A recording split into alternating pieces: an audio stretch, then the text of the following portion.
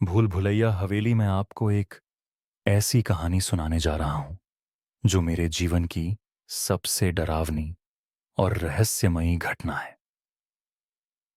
ये घटना उस गांव से जुड़ी है जहां मैं कुछ महीनों के लिए अपने चाचा के घर रहने गया था। गांव के बाहर एक पुरानी हवेली थी जिसे सब भूल भुलैया हवेली कहते थे।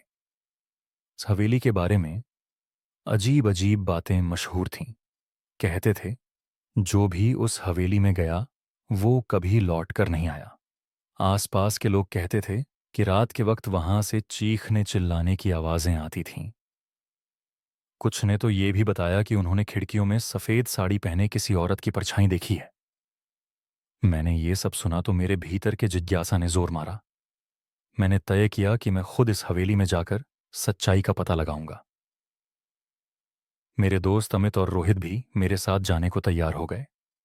हम तीनों रात के वक्त हाथों में टॉर्च लिए हवेली पहुंचे। बाहर से वो जगह बेहद डरावनी लग रही थी। दरवाजा पुराने लकड़ी का था जो हल्के से धक्का देने पर भी जोर से चरमरा उठा। अंदर दाखिल होते ही एक अजीब सी ठंडक ने हमें घेर लिया। ऐसा लगा जैसे हवेली हमें अपने अंदर खींच रही हो। जैसे ही हम अंदर गए, हमारे कदमों के नीचे से जमीन का एक हिस्सा चरमरा कर टूट गया।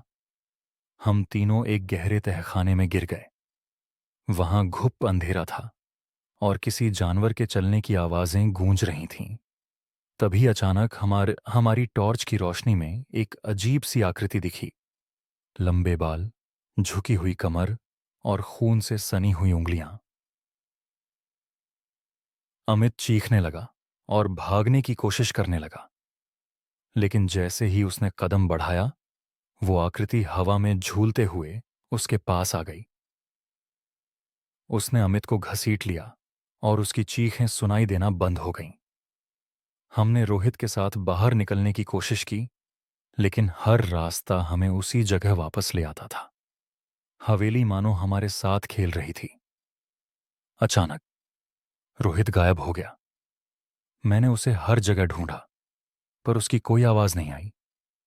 अब मैं अकेला रह गया था।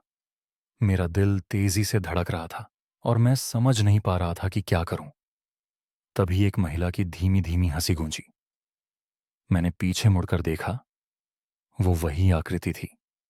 उसने मेरी तरफ ने देखा और कहा, तुमने यहां आने की गलती की है। अब तुम भी इसी हवेली का हिस्सा बन जाओगे।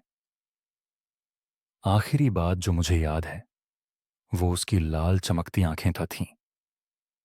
जब मैं होश में आया तो मैं गांव के बाहर एक पेड़ के नीचे पड़ा हुआ था। गांव वालों ने बताया कि मैं 3 दिन से गायब था, पर मेरे दोस्त वो कभी वापस नहीं आए। आज भी जब मैं रात के वक्त अकेला होता हूं, मुझे उनकी चीखें सुनाई देती हैं। और हवेली, वो अब भी वहां है, जैसे किसी और को अपनी भूख मिटाने के इंतजार में।